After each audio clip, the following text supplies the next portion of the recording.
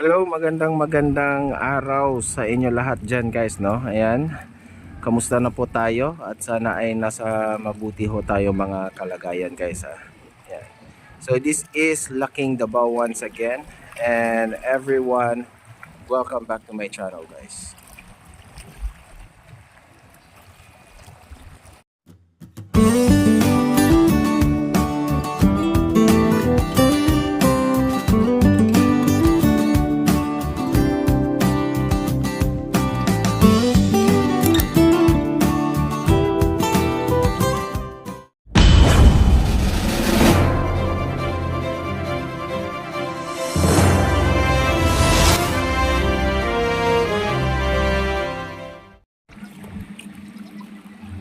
Ayan guys, no, hello sa inyo at magandang araw sa inyo lahat. Ayan guys, so we're back here in the northern side of Davao City, no.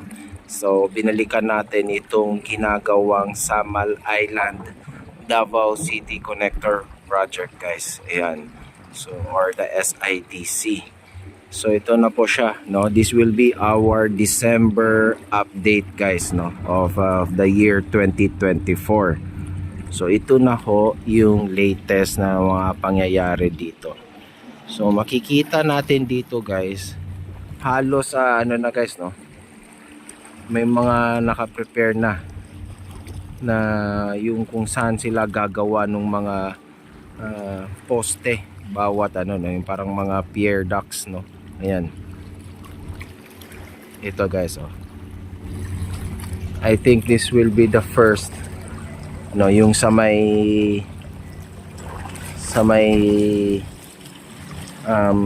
dagat na mismo, no. Ito yung kung galing sa Davao City, ito yung pinakaunang poste na nasa dagat mismo. Ito guys. Ito, ang lawak nito. Itong ano na ito, ganyan. Tapos ito pa. Ayan guys, no. So ngayon, yung tinatrabaho nila guys, nakakonsentrate sila doon mismo sa may gitna. At kung mapapansin natin dito guys, I think yung sa pylons sila nakakonsentrate ngayon. May nakikita tayo dito, yan, oh, yung parang napapansin niyo na kulay blue na yan. Ayan.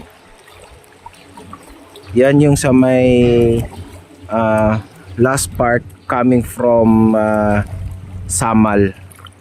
Guys, no. Parang sa ano na yan guys. I think may binabaon sila dyan or what. So doon at saka doon natin din mapapansin yung mga mas maraming mga cranes, no, kung saan mas maraming ano, mas heavy ang workload doon na area, doon sa may center mismo, no, sa may kalagitnaan mismo ng dagat. So parang feeling ko diyan mismo sila mag-uumpisa. Diyan natin una makikita ang mga poste na itatayo going towards to the mga sa papuntang coastal ng Samal at saka papuntang coastal ng Davao City. Ayan guys, no. Kung saan yung main bridge mismo. Ayan, dyan sila nag-umpisa.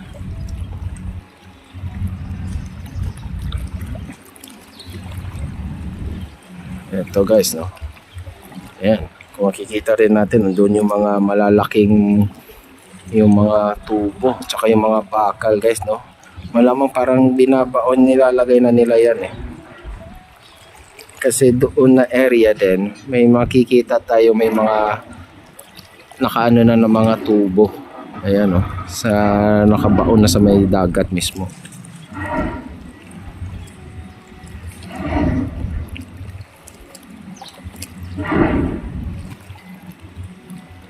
So the next time around guys, kung mag-a-update tayo, doon naman tayo sa may side ng Samal, no. So dito, ito lang, mag-ano lang muna tayo dito guys, no. Update sa may Davao City na side, no. Ayan, actually dito sa may kung saan may ginagawang viaduct going doon sa may papunta sa may kung saan magkakaroon ng interchange. Malaki na rin yung tinatrabaho dito guys, no? At kanina may nakita na tayong mga ilan na mga yung para sa poste na, no? May mga bakal na nakatirek na. So later on dadaan tayo, medyo mahigpit talaga dito mag kasi guys mag video, kaya nandito tayo sa isang tabing maliit na resort, no? Dito lang sa may side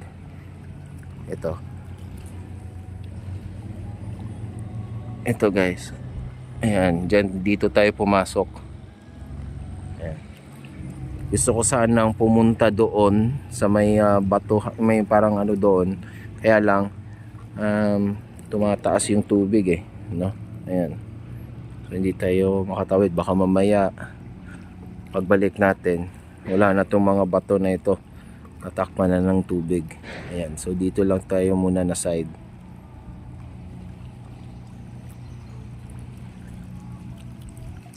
So ito guys tuloy-tuloy pa rin yung project nito. Talagang na to guys, wala nang makakapigil na dito sa proyektong ito. Ayan. Ang alam ko kasi guys, no, dati nagtanong tayo kung ano yung tawag dyan, no, yung parang may ilalagay sila dyan na something sa may yung parang ginagawa nilang katulad ng ganito, kung saan sila maglalagay ng mga poste. Alam ko may parang yun dyan no, tapos parang tatanggalin yung tubig, no, yung parang makukulong at tatanggalin yung tubig, tsaka tapos magtatrabaho sila para sa mga poste. Ayan.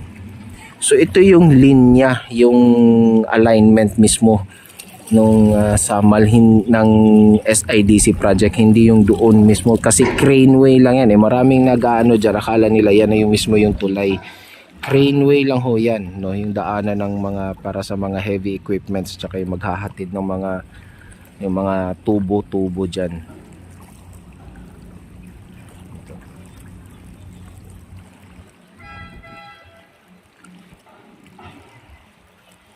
Ayan. So dito talaga yung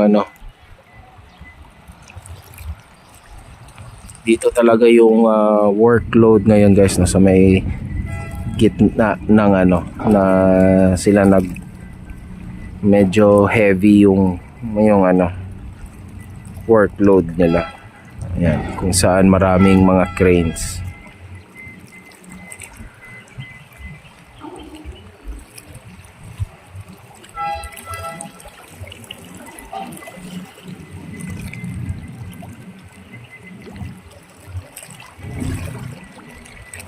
Maganda guys kasi hindi naman ito yung para sa poste na kaagad ewan ko, parang yan guys yan yung may parang kulay blue na yan, I think may binabaon sila dyan or may something na inaano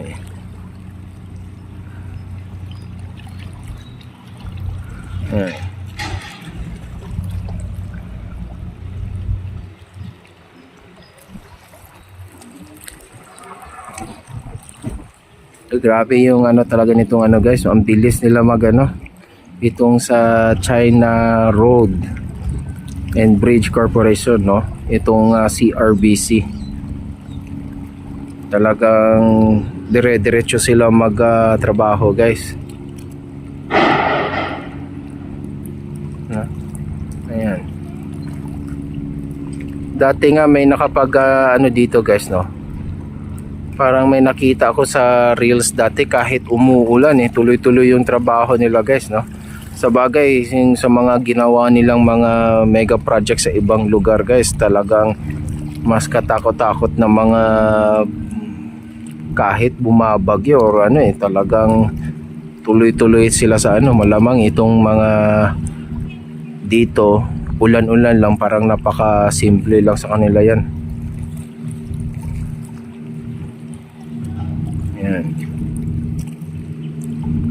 So I think, no, maybe next year, since ngayon December na 2024, papasok na tayo ulit sa panibagong taon 2025. Ayan, no.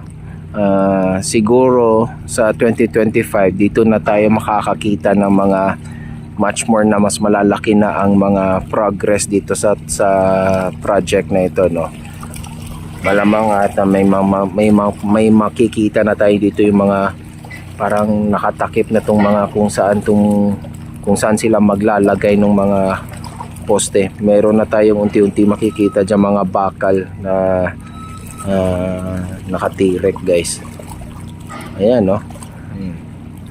So ngayon pupunta tayo sa may dadaan lang tayo, no, dito sa may kung saan ginagawa yung parang viaduct niya mismo. Ayan, at saka yung kung saan gagawin yung parang interchange niya, yung ramp on and ramp off niya. Ayan, kasi doon sa may highway mismo, guys, doon sa may side ng Insular Village, meron ng nakabakod na yun doon, guys, no. So parang preparing na yun para sa road widening na gagawin doon, no. Ayan, so we will check that later kung ano yung mga latest progress doon, guys, no. Ayan, basta malaki yung trabaho na nangyayari dito na side, no. Ayan, medyo nag-clear na sila. So later dadaan tayo, kukuha lang tayo, no, ng video, kasi medyo mahigpit talaga eh. Maganda sana kung dito tayo sa may bato na ito, makikita natin yung dyan sa may coastal area mismo yung mga ginagawa, no? Kasi hindi ko alam, no, parang ito yung first or second to, parang meron pa silang ginagawa dito banda, no, mismo sa may coastal side na para sa poste, no. Ayan, yung mga nasa tubig mismo, ito na yata. Ayan, di ko na ano kasi, guys, no, kung ilang parang piers to all in all. Kung dito lang tayo babase sa may main bridge mismo, kung saan yung sa dagat na side, di ko rin so ano din to, no, kasi kung ito makikita natin, ito malamang ito yung tatayuan ng mga poste, no. 1, 2, 3, 4, 5, 6, 7, no, 7. Ikawalo yung pinaka-pylon niya, no, kung dito na side sa Davao City. Kung dito tayo magsisimula magbilang, guys, no. 7. Malamang meron pa yan dito eh, no. So 8, no. Ayan, kasi doon sa may gitna na yung ano eh, pylon, tapos pylon ulit doon sa may kabilang dulo, sa kabilang dulo naman ng papuntang going to Samal na. Ayan, medyo marami-rami yung poste na itatayo nila dito, guys. So itong Samal Island Davao Connector Bridge pala, guys, no, it will be ano pala, no, mas mahaba ito kumpara doon sa nagbukas ng Panggil Bay Bridge, guys, no.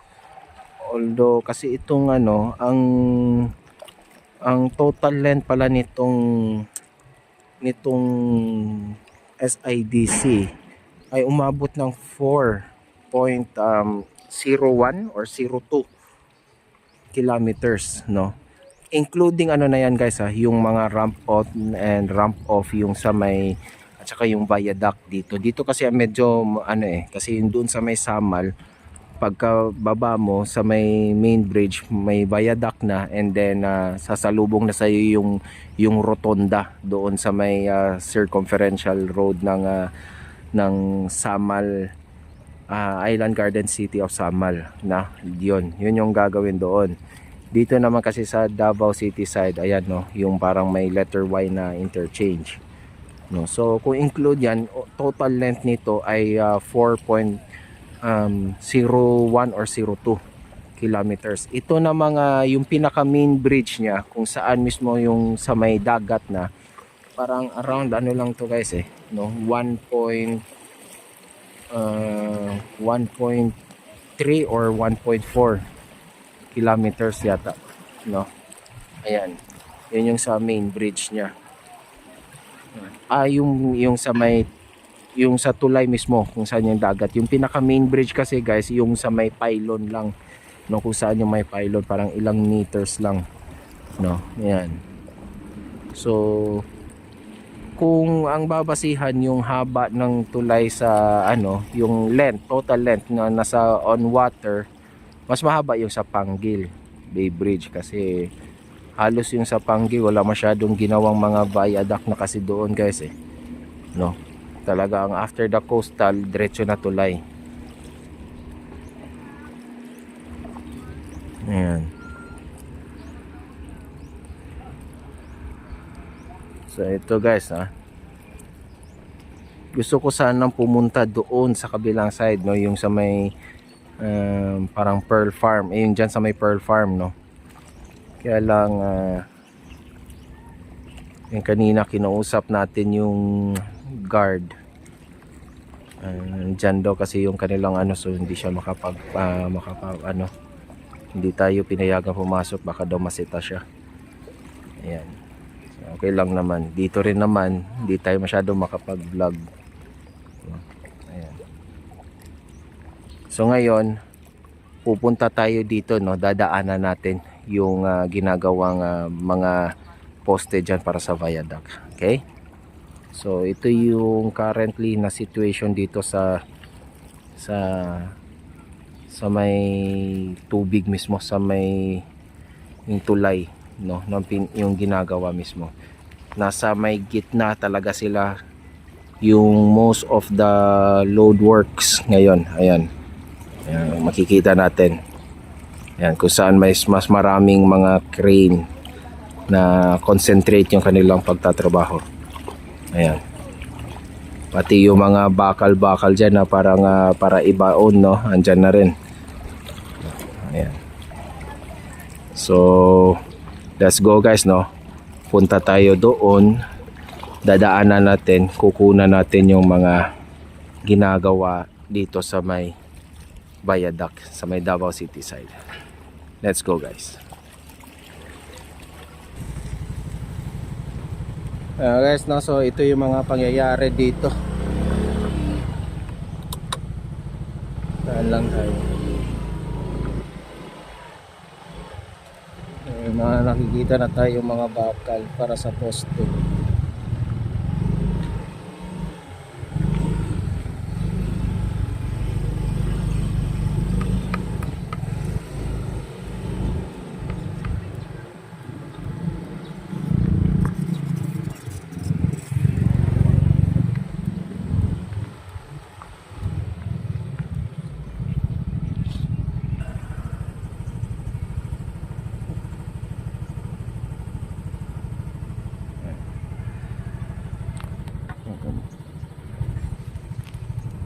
Wag mo.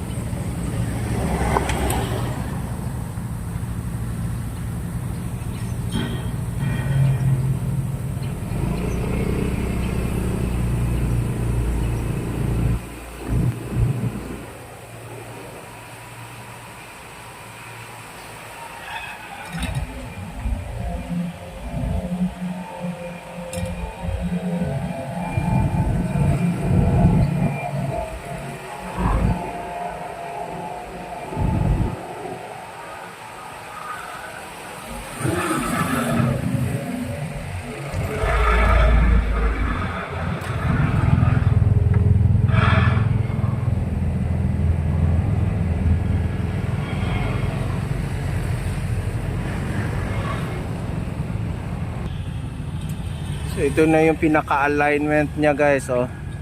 So ito yung papunta na ng sa Maharlika Highway. Ayan, yung papunta doon sa may interchange mismo. So ito na yung kanyang pinaka-linya. Ayan, going to Samal na. Dito na yung may mga tinatrabaho na pinunan natin na para sa mga poste. Ayan. Dito nakikita natin dito nagpe-prepare na sila para sa mga pile foundation.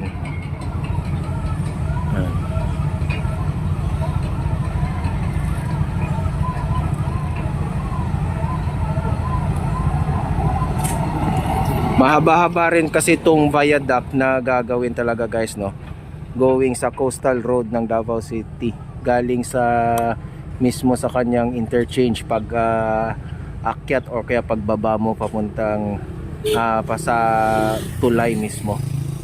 Ayan. So punta tayo doon mismo sa may highway mismo guys. Titignan natin, dadaanan natin yung mga nakabakod na.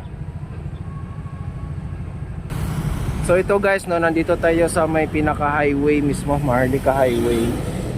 Ayan, yan yung going to Sasa. Ito naman yung going to city center of Davao. Dito mapapansin natin guys, no, na meron ng nag-uumpisa na silang bakuran tong area na ito, no. At kung mapapansin natin dito, makikita natin meron ng mga yung parang yellow line. Yan, kung makikita nyo kung saan sila aabot yung kanilang pinaka yung para sa road widening, no. Ayan. So malamang kasi talaga road widening ang gagawin nila dito una para lumapad tong kalsada na dito, kasi dito sila sa gitna magtatrabaho nung maglalagay nung para mga para sa ramp on and ramp off ng tulay. So kung hindi sila lalapad ng magkakaroon ng widening dito tapos magtatrabaho sila dito, magkakaroon ng congestion talaga dito guys, no. Ayan, so unahin nila siguro pihado itong pag road widening dito, pati na rin siguro yung sa mga drainage works ng gagawin dito guys, no. Ayan,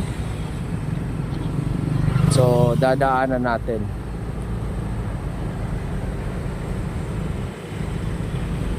So, malamang kasi yung lanes, no, total lanes dito area na ito magiging to no, it's either 4 lanes on each direction going to the ramp lang, no. Ayan.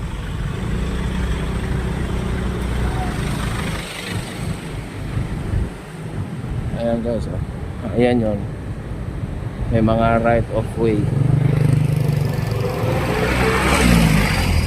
Ayan yung mga markings nila guys, oh.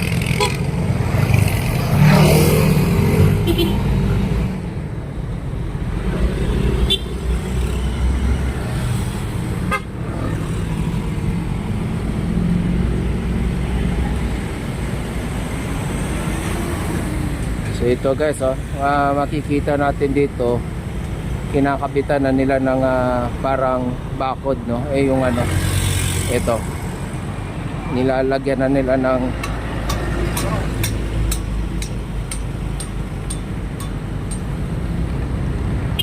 para makapagtrabaho sila dyan.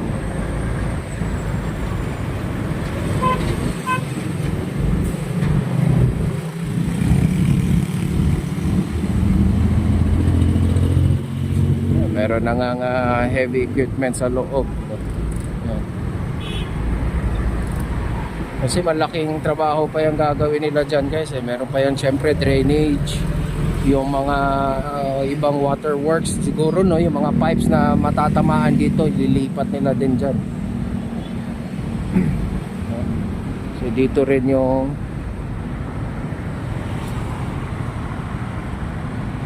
dito naman yung ginagawa ng ayan. Ito, no, ayan, nakikita ninyo dito may na, no, kung ganun kalapad yung gagawin nila. Ayan.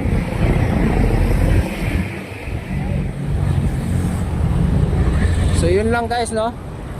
So that's our latest update para dito sa Samal Island Davao City Connector Bridge, no, for our December update. So babalik tayo dito ulit by next year na, or try natin before mag end of this year 2024. Papasyal din tayo sa Samal Island mismo. Ayan guys ha. So maraming salamat sa mga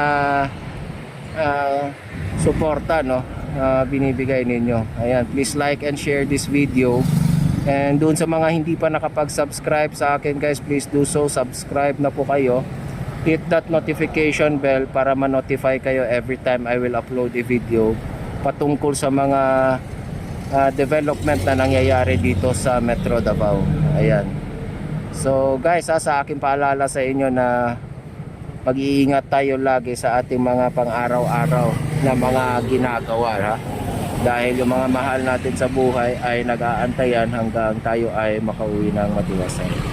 Okay guys, thank you so much. God bless us all and adios.